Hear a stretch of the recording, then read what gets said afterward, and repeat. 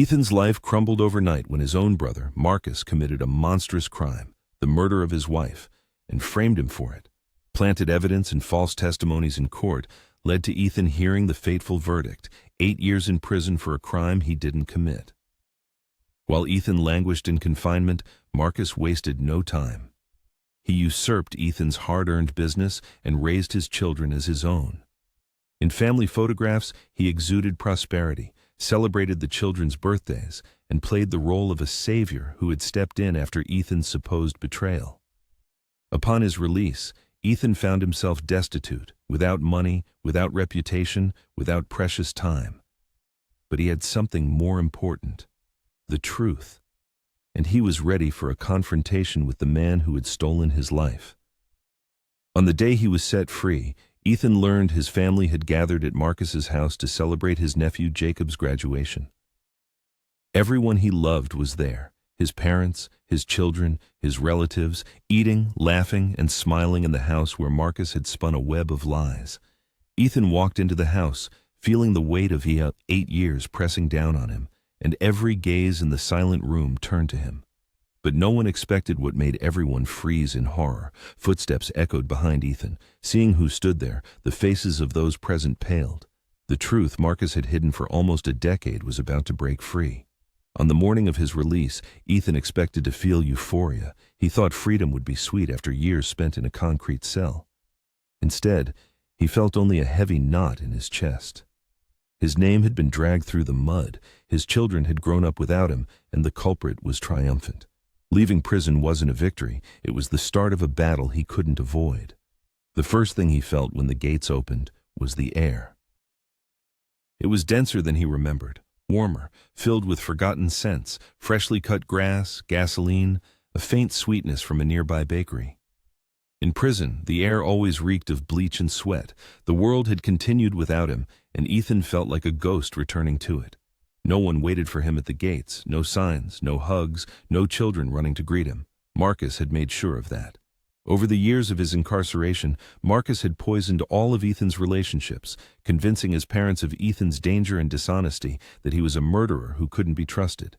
He fed the children the same lies until they almost stopped replying to his letters. Only one person believed in his innocence: Uncle Raymond. He was too old to come that morning, but sent a short note: "Come back strong, Ethan. The truth always finds its way. I'll be waiting when you're ready." This letter, folded in his pocket, was more precious to him than money or clothes. But before continuing the narrative, it's important to understand who Ethan was before Marcus destroyed his life. He wasn't perfect, but he was a good man. He worked hard and built a small construction business from the ground up. By the age of 30, he owned 3 trucks, employed 5 workers, and had a stable income that allowed him to provide for his family. His wife had left him years ago, so his children, Daniel and Layla, were everything to him. He raised them with all his heart. His brother Marcus always watched from the sidelines. He was cunning, charming, and skilled at persuading people. He disliked manual labor, yearned for money and recognition, but didn't want to earn them. Clara, Marcus's wife, was his better half. She possessed a light Marcus didn't deserve. She was kind, cheerful, and treated Ethan like a brother. The children adored her, and he trusted her completely. Her death was a personal tragedy for him, the loss of a family member. And that's when the nightmare began. The police claimed to have found Ethan's fingerprints on the knife. They stated he had a motive because Clara had confronted him about missing money from the company account. However, they failed to mention that Marcus had full access to those accounts and had been draining them for months. They ignored the fact that Marcus stood to gain the most from her death. His conviction came as an unexpected outcome. Instead of searching for Clara's real killer, the investigation focused solely on him. Marcus, testifying in court, skillfully feigned grief, claiming he had long suspected his brother. The look he cast at Ethan when the verdict was announced was etched in his memory forever. It was not one of sorrow, but of triumph. Imprisonment doesn't just take away a person's freedom of movement, it slowly erodes their personality, turning strong-willed men into pale shadows of themselves. Ethan desperately resisted this process. He pushed himself with physical exercise, devoured books one after another, and kept a journal, addressing letters to Daniel and Layla, even though he knew they would never be read. His faith in a future reunion with his children, the chance to tell them the truth, kept him going. The irony of fate was that his release day coincided with Jacob's graduation, his nephew, Marcus's son. While his own children grew up without a father's attention, Jacob was surrounded by care and love. He had a father at sports games, support in school, and a paid graduation suit. His children, meanwhile, received only silent letters, full of questions. A taxi drove him through the streets of his hometown. He watched people rushing about their lives, feeling like a detached observer of a world that was once his. Familiar shops had closed, new buildings had appeared. Trucks from his company, now bearing Marcus's name, drove past, operated by unfamiliar faces. His brother hadn't just taken his family, he had stolen his identity, replacing his name with his own. The taxi stopped at a cheap motel on the outskirts. The smell of cigarette smoke and mildew permeated the room, but it was the first door he had closed unsupervised in years. Sitting on the edge of the bed, all he held was a change of clothes and an unyielding desire for justice. Thoughts of Daniel and Layla consumed him. 16-year-old Daniel, almost a man, and 12-year-old Layla, probably barely remembering her father. Did they hate him? Did they believe he was guilty of Clara's death? Would they see a stranger or feel the old connection? The uncertainty tormented him. As darkness fell, he made a decision. He wouldn't hide, wouldn't seek secret meetings. He would walk into Marcus's house openly with his head held high. His children needed to see him, and Marcus needed to realize that prison hadn't broken him. The morning after his release began with his reflection in the motel bathroom mirror, the face of a stranger with a grizzled beard and shadows of sleepless nights. He had become harder and colder, but inside, he remained a loving father and a loyal brother. Marcus hadn't just raised his children, he had crafted an entire narrative confirming Ethan's guilt. Neighbors, friends, even his parents, Howard and Marilyn, supported Marcus, portraying him as the family's savior and Ethan as the villain. But the most painful realization was the estrangement of Daniel and Layla. Daniel had become the captain of the basketball team. Layla played the piano and performed in concerts. Marcus was always in the front row, proudly applauding like a true father. Ethan should have been there at every important event, but instead, he had become a ghost whose name people feared to utter. The anger simmering within him wasn't the blind rage of a vengeful man, but a controlled fury, sharp as a honed blade. He wanted his children to know the truth, but to do that, he would have to confront Marcus in a way that couldn't be ignored. The day Uncle Raymond decided to visit me, his arrival was an unexpected ray of light in my dismal abode. He knocked on the door of my humble motel, leaning on his trusty cane like an old warrior weary from battles. His shoulders were stooped with age, but his gaze retained its former sharpness, piercing through the veil of lies and despair. "You look like hell, son, to put it mildly," he stated, walking in unceremoniously as if he owned the place, not waiting for an invitation. "I've been to hell and back, Raymond," I replied, like an echo from the underworld. He settled into an old armchair by a small table, as if resting after a long journey. "I always knew he framed you, always, but people prefer a sweet lie to a bitter truth. Marcus fed them a story they could live with, and they swallowed it without thinking." I sat opposite him, clenching my fists until my knuckles turned white. "He raised my children, Raymond. He sat at my daughter's piano recital. He watched my son grow into a man. And all this time, he wore my life like a mask, like an actor playing someone else's role." Raymond's jaw tightened as if he was holding back a rage ready to erupt. "Then take it back. Tonight, the whole family is gathering at his place for Jacob's graduation. Everyone will be there. You'll walk in, stand tall, and let them see you. No more hiding, no more shame. If Marcus is going to keep lying, let him do it looking you straight in the eye." The thought struck me like a lightning bolt. This wouldn't just be a family reunion. This would be a real war, a battle for truth and justice. But Raymond was right. If I stayed in the shadows, Marcus would continue to control the situation, like a puppeteer pulling strings.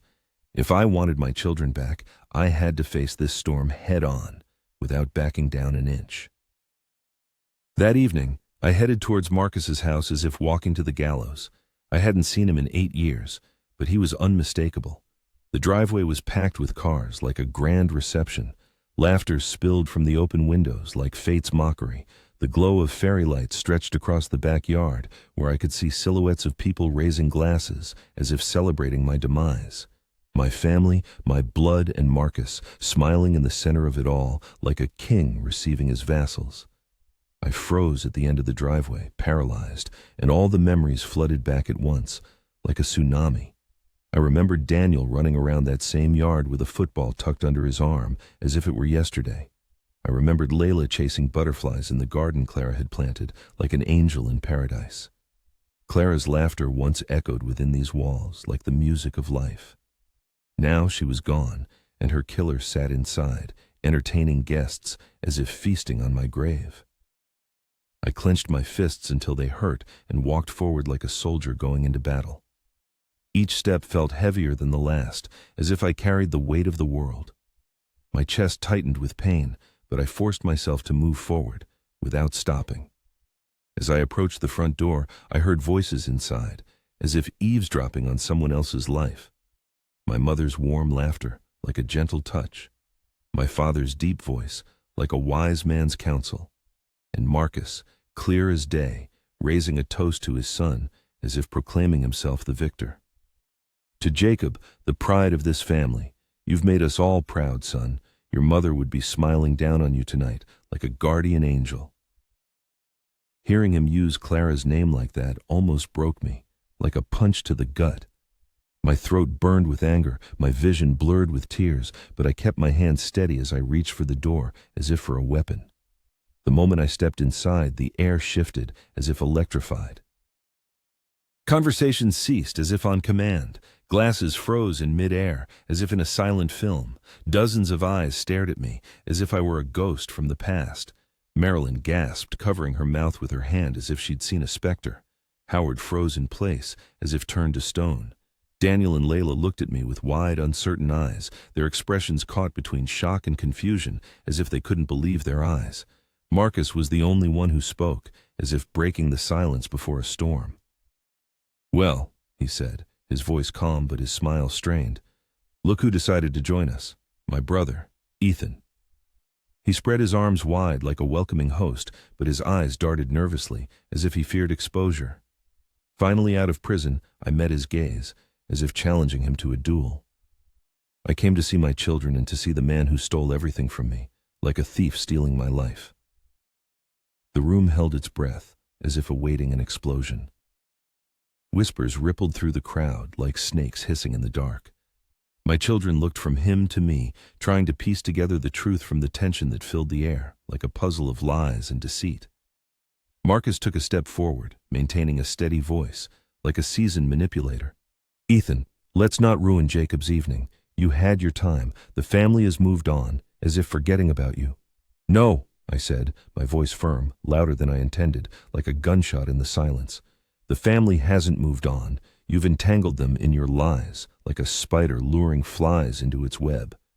And tonight, that ends." Every eye in the room was fixed on us, as if we were gladiators in an arena. For the first time in 8 years, I had him cornered, not in a courtroom, but in his own home, surrounded by the very people he had deceived, like a beast trapped in a cage. And I knew that if I held my ground, cracks in his mask would begin to show, like harbingers of destruction. The silence in Marcus's house was suffocating, as if pressing down on my shoulders. I stood in the entryway, dozens of eyes fixed on me, as if I had brought the prison walls with me, a reminder of my past. Marcus smiled like a politician caught off guard by a critic, his teeth showing, but his eyes sharp with calculation, as if he was anticipating my every move. He craved control. He always craved control, as if it were an obsession. But this time, I wasn't going to give it back to him, as if stripping him of his power. "I came to see my children," I repeated, my voice louder than before, as if proclaiming my freedom. Daniel's face tightened, as if he was wrestling with an internal conflict. He looked older than the boy I remembered, his shoulders broader, his chin showing a faint stubble, as if he had matured rapidly. He shifted uncomfortably, torn between loyalty to the man who raised him and curiosity about the father who had suddenly appeared, like a ghost from the past. Layla, still small but taller than when I last held her, clutched the back of a chair, her eyes wide and uncertain, as if she was afraid to believe what she saw. My heart ached at the sight of them, as if someone was wringing the life out of it. I wanted to cross the room and embrace them, but I knew Marcus would use that moment against me, like a skilled strategist. "Ethan," Marcus said softly, as if coaxing a child. "No one wants a scene tonight. This is Jacob's day, like a sacred holiday. If you have something to say, tell me later," as if postponing the inevitable. "Don't embarrass yourself in front of the family, as if caring for reputation." His words burned, like acid eating away at my soul. I had spent 8 years listening to his lies, as if in a nightmare. 8 years watching Marcus play the noble brother while I sat behind bars, like a puppet in his hands. I took a step forward, refusing to retreat, like a soldier advancing. "You're the one embarrassing yourself, as if making a spectacle. You framed me like a traitor. You killed Clara like a murderer. And you let me rot while you raised my children to believe I was a monster, like a devil instilling fear." Gasps rippled through the room, like harbingers of a storm. My mother clutched her chest, shaking her head in disbelief, as if she couldn't believe her ears. "Ethan, stop this," she said, her voice trembling, as if from fear. "We stood by Marcus like his loyal allies. We saw the evidence like witnesses." "Evidence he planted," I retorted, as if revealing the truth. "Did you ever wonder how convenient it was that every piece of evidence pointed to me, as if it was a well-orchestrated scheme? Did you ever wonder why Marcus had to gain everything, and I had to lose everything, as if it was part of his plan?" Marcus's smile faltered, as if his mask was beginning to crack, but he quickly recovered, raising his hands in a calming gesture, as if trying to soothe the crowd. "My brother is confused, like he's lost in a labyrinth. Prison changes a man, like it cripples his soul. He's angry, bitter, looking for someone to blame, like he's searching for a scapegoat. But we all know the truth. Clara died because of him, and justice was served, as if closing the case. Tonight isn't about reopening old wounds, as if stirring up old memories. Tonight, we celebrate Jacob, as if forgetting the past." He turned to the crowd, trying to redirect their attention, as if distracting them from the truth, but I wouldn't let him, as if pursuing him. "Justice was not served, as if it was an illusion. You killed your wife, Marcus, and you made me take the blame so you could play the hero, as if in a tragic play. Look at me. Do I look broken? Do I look like the man you thought would never show up here again, like a ghost from the past? You stole my life, but you can't steal my voice, as if taking away my right to speak the truth." The tension in the room escalated, as if reaching its breaking point. Relatives whispered nervously, as if afraid to say the wrong thing. Some looked at Marcus, others at me, unsure whom to believe, as if torn between two truths. My father, Howard, stepped forward, his jaw clenched, as if ready for a fight. "Ethan, enough," as if giving an order. "We've heard enough lies, as if this was the last straw. You were found guilty by a jury, as if that was the final decision. That's that, as if closing the subject." I turned to him, my chest heavy with pain, as if I carried the weight of the world. "Dad, juries see what the evidence shows, as if it were a game, and Marcus made sure the evidence pointed to me, as if he were the director. You raised me to be a man who speaks the truth, as if it were my duty. Look me straight in the eye and tell me you believe I could have killed Clara, as if testing my honesty." Howard faltered, as if his words caught in his throat. His eyes searched mine, and for a brief moment, I saw the doubt he had hidden for years flash across his face, like a shadow passing in the dark. Marcus noticed it too, his jaw tightened, his mask beginning to crack as if foreshadowing ruin. I continued, giving him no time to recover. "Daniel, Layla, you deserve to know the truth, as if it's your right. I never harmed Clara, as if it were my vow. I loved her like a sister, as if she were my family. Marcus is the one who ended her life, as if it were his sin. He wanted her gone because she found out he was stealing from the business, as if she were a witness. She was going to expose him, and he couldn't allow it, as if that were his motive." Marcus then snapped, his voice rising as if he had lost control. "Enough! You think you can walk in here after 8 years and poison this family with your lies, as if you're a toxin? You're nothing, Ethan, like dust. You lost everything because you couldn't come to terms with what you did, as if you're denying the truth." I stepped closer, closing the distance between us as if preparing for a fight. The crowd watched in stunned silence, some shifting uncomfortably, others leaning forward as if mesmerized. "No, Marcus," as if refuting his words. "I lost everything because of you, as if you were the cause of my downfall. But I'm here now, and I'm not going anywhere, as if I've returned for revenge. If you want to keep pretending, do it in front of everyone, as if testing their patience. Let them see the real you when the mask slips, as if exposing your lies." His composure cracked. For the first time, a shadow of doubt clouded his face. The mask of confidence slipped, revealing a tense jaw and cold sweat on his temples. All his life he had built an impregnable fortress of control, erecting it on a foundation of meticulously crafted lies, and now this stronghold began to show ominous fissures. Daniel's voice, trembling with emotion, pierced the silence. "Uncle Marcus, is it true?" The question, like a sharp dagger, plunged into the room's atmosphere. All eyes turned to Marcus. My son's eyes held a desperate yearning for truth, to grasp at any anchor.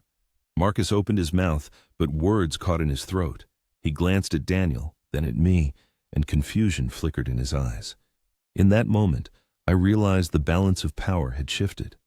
For the first time, Marcus was on the defensive, cornered not by me, but by the weight of his own misdeeds. A suffocating silence fell over the room, like the premonition of an approaching storm. It seemed everyone present held their breath, their hearts beating in unison, as if waiting for the walls of this false idol to crumble. I had Marcus pinned against the wall in front of those he most sought to manipulate. My decision was irrevocable. I would not allow him to continue reigning on a throne built on my suffering. I would no longer be silent. Standing firm, I uttered words full of resolve. "You can continue to weave your web of lies, Marcus, but the truth will always find a way out, and today you will see that it cannot be buried forever." The whispers intensified, turning into a murmur of indignation. My mother's face paled, and my father's lips tightened into a thin line. Daniel and Layla watched their uncle intently, awaiting an answer he couldn't give. Marcus's hands trembled slightly, as if foreshadowing a collapse. I had made my choice, and there was no turning back. This confrontation was no longer just about me. It was about exposing his heinous acts, about showing my children and my entire family that I was willing to fight, despite all the losses. And as I stood there, watching Marcus's world crumble, I knew this night was just beginning. A real storm had broken. The tension in the house reached its peak. Guests who had been laughing carelessly moments before froze in silent astonishment, forgetting their drinks. Their gazes darted between me and Marcus, as if they were witnessing a gladiatorial combat no one had expected. My son's question still hung in the air, like a sword of Damocles. "Uncle Marcus, is it true?" Marcus opened his mouth but made no sound. His confidence, like the sturdy shield he had so skillfully worn for years, began to melt. I saw it in the twitch of his jaw and the convulsive clenching of his hands.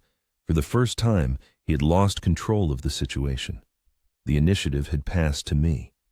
I took a step forward, lowering my voice to a whisper so that everyone present was forced to listen. "Tell them, Marcus. Tell them what you did to Clara. Tell them how you planted the knife in my garage. How you fabricated the financial reports. How you hypocritically wept in court when I was sentenced to 8 years for your crimes." Suddenly, he flared up, his voice breaking through the whisper. "Who would believe you? You're a convicted murderer, a criminal.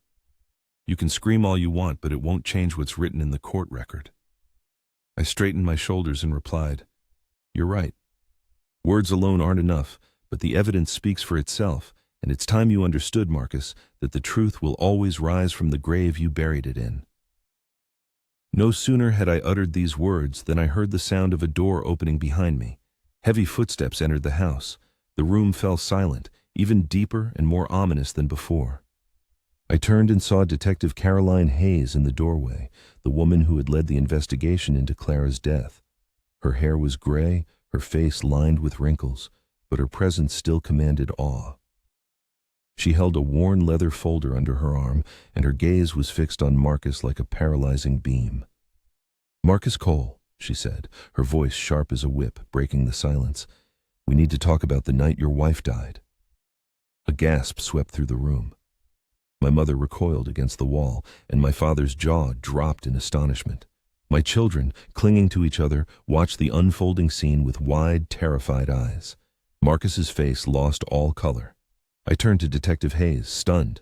"Detective Hayes." She gave me a brief nod before turning her gaze back to Marcus. I couldn't rest.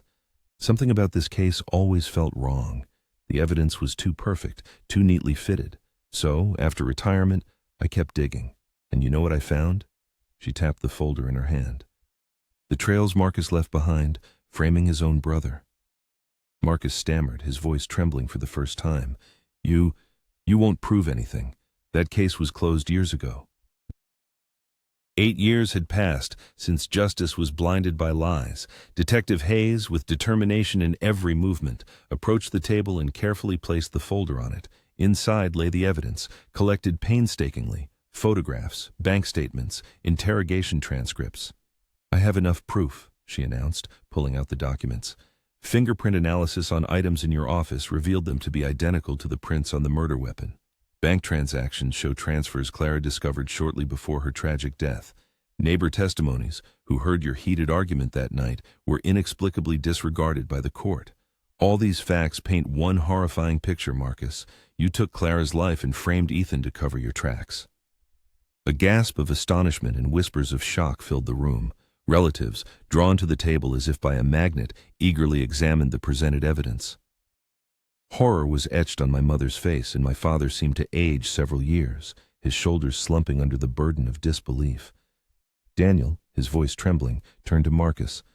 "Uncle, is this really true? Did you actually do it?" Marcus's face, which had remained inscrutable until then, twisted with rage.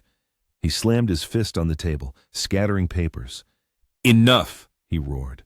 "She's talking nonsense. Do you really believe some upstart detective can overturn a court's decision?" Detective Hayes remained unperturbed. "Court decisions are not always flawless," she calmly replied. "But the truth doesn't vanish without a trace, Marcus. It merely waits for its moment, and that moment has arrived." Meeting Marcus's gaze, Ethan felt his heart pound fiercely in his chest. "You stole 8 years of my life," he said bitterly. 8 years I can never get back with my children. You buried Clara's memory under a pile of lies, but you won't be able to hide the truth anymore. Not now." For a moment, fear, raw and primal, flickered in Marcus's eyes. Relatives, who had been ready to believe him implicitly, now looked at him with distrust and alienation. Little Layla, breaking the tense silence, asked piercingly, "Daddy, is it true?" The question was addressed not to Ethan, but to Marcus, and each word, like a dagger, pierced his soul. Marcus swallowed hard, his chest heaving. He frantically scanned the room, searching for support, but found none. Even Ethan's parents, who had defended Marcus for years, stood in stunned silence, their faces reflecting deep disappointment. Ethan, approaching Marcus, said in a firm voice, "Answer her, Marcus. Look your niece in the eye and tell her the truth." A heavy silence fell. Then Marcus's shoulders slumped, his gaze fixed on the floor. That was enough. Everyone present understood that the truth was out. Detective Hayes, standing tall, announced, "Marcus Cole, you will be held accountable for your misdeeds." "I have already contacted the district attorney. The case will be reopened, and this time, justice will prevail." Instead of laughter and joy, the house was filled with shock, anger, and betrayal. Marcus, like a cornered animal, stood at the center of universal condemnation, his carefully constructed empire of lies crumbling before the eyes of those he had manipulated for so long. For the first time in 8 long years, Ethan felt the heavy burden that had pressed on his chest begin to recede. The music faded. The laughter died.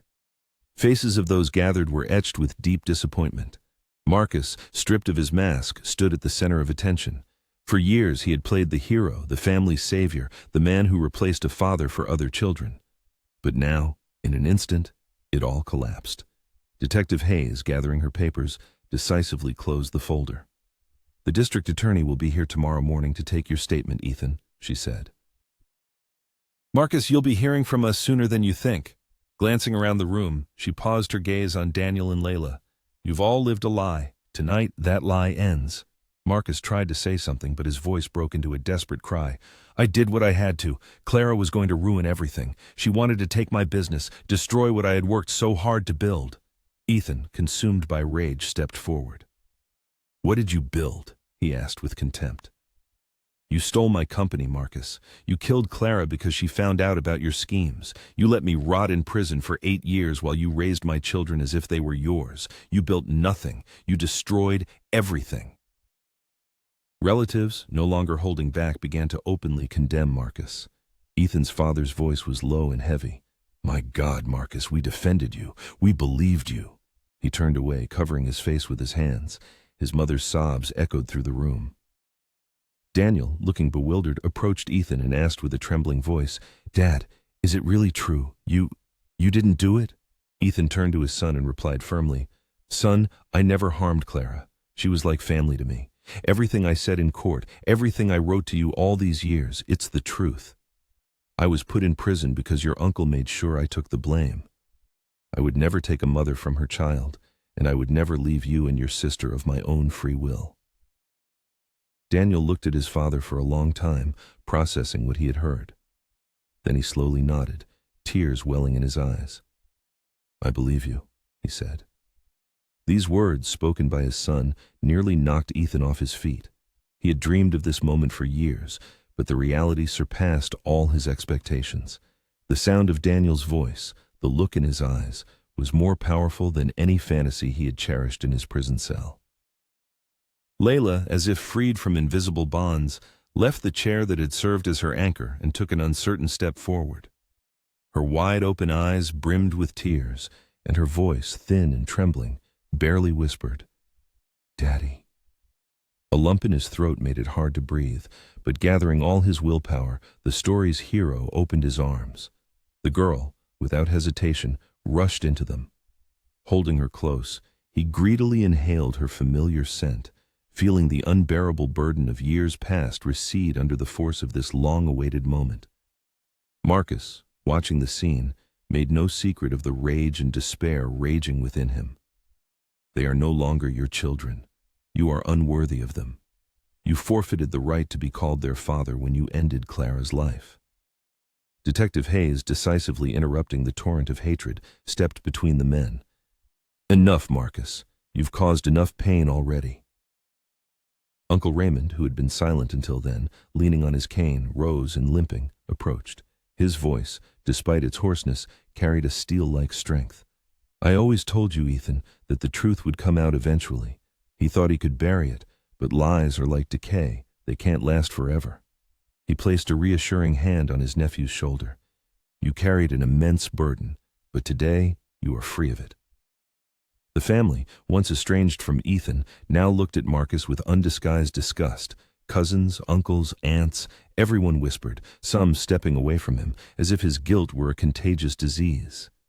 His carefully constructed empire crumbled overnight, vanquished not by weapons, but by the light of truth. Later, as the guests began to disperse, Ethan stood on the porch, surrounded by Daniel and Layla. The cool night air caressed his face, and the stars, like diamonds, scattered across the dark sky. For the first time in years, he felt something akin to peace. Daniel, leaning against the railing, quietly said, 8 years, Dad.